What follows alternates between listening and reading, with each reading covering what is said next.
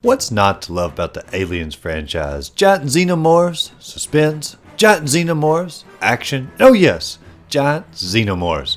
The films that started all, Alien and Aliens, are probably the best in the franchise, but each has brought something unique or fun to the table, even with side stories like Prometheus. So naturally, with a sprawling franchise going all the way back into the 70s, it's only natural to create video games for the series as well. The games tend to be divided, as of recently at least, into two camps: Alien games and Aliens games. Alien games being more survival, like how the first movie was more of a survival horror, and then Aliens games being more action-packed, like how the second movie was far more action-focused. And the latter is where the newest game in the franchise falls: Aliens Fireteam Elite, a wonderful action-packed shooter that satisfies the craving for the bug-squashing hero in all of us. So today, let's break down Aliens Fireteam Elite and why you need to give this game a try.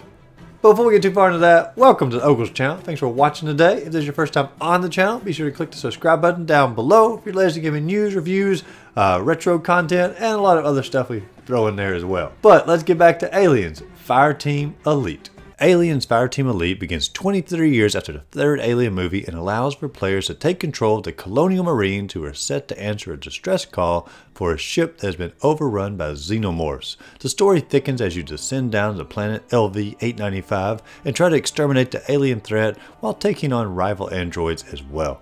Even though all of these ships and areas are technically new to the series, it is obvious that they are taking inspiration from the Alien movies and even Prometheus.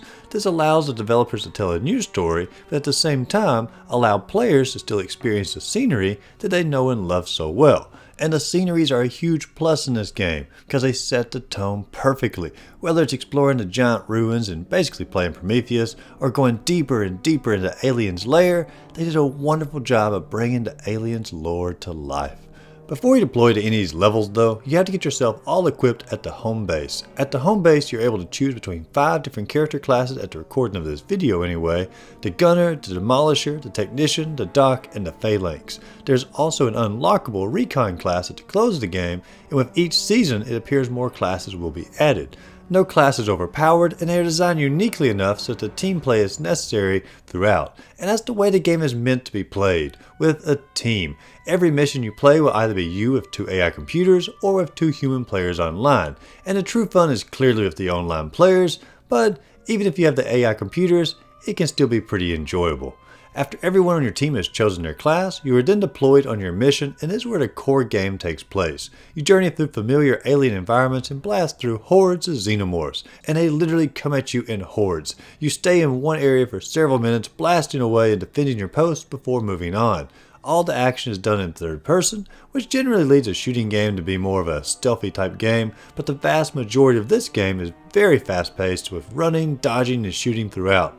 The non-stop action is a ton of fun, and with a team of players yelling for help or to watch out makes it even more of a blast. The Alien's very good bit in the game as well, with big boys, spitters, eggs, facehuggers, exploders, loads of regular aliens, and even some androids thrown into the mix as well. The variety of the enemies in this game is actually pretty varied, especially considering the length, which is only about 10 hours or so long.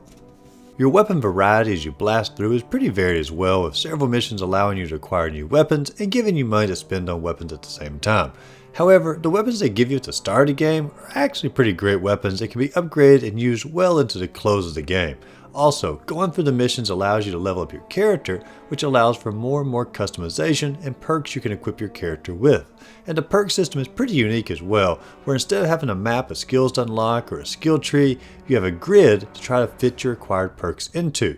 You have to twist and turn your perks to make the most out of the area that you have, which continually expands as you level up, but to add more to this customization, perks that are placed have to match up and build upon each other at the same time for greater perks. I've not seen a perk system like this before, and I actually like it quite a bit. While the weapons and the characters are quite customizable and already on par with other shooters in the style, the game is ever expanding due to more and more seasons being released, so all of this will be continually expanded. And that is one thing that I really like about this game already. The developers are continually putting new seasons out with new features. Even since launch, which was like a month ago, they've already added a new character class, given players cards to use to complete challenges, and new weapons. There are still 3 seasons to go at the time of this review, and it's awesome that all of these seasons will be included for free after you purchase the game. For a $40 game, that is a great deal of content to keep players coming back. While there isn't much to pick apart on this game because it's very solid in what it sets out to accomplish, I will say that there is one area I would like to see them improve upon, and that would be item placements in the levels. The levels themselves outside of the enemies are somewhat empty, especially in the first half of the game.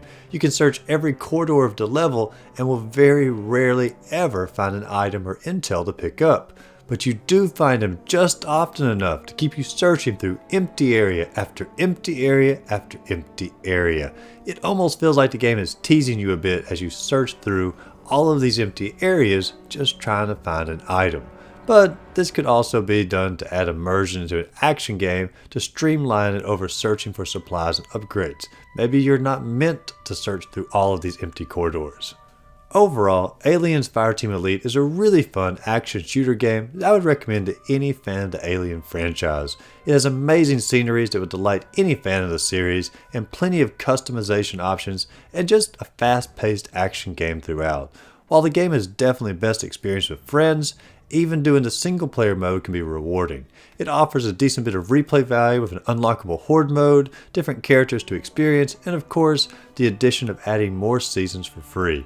The game delivers on exactly what fans of the Alien series would expect, an action-filled journey full of xenomorphs that I can't help but highly recommend. But if you enjoyed this video, be sure to like and subscribe to the channel, and as always, go out there, find a great game to play, and just simply have a great rest of the day.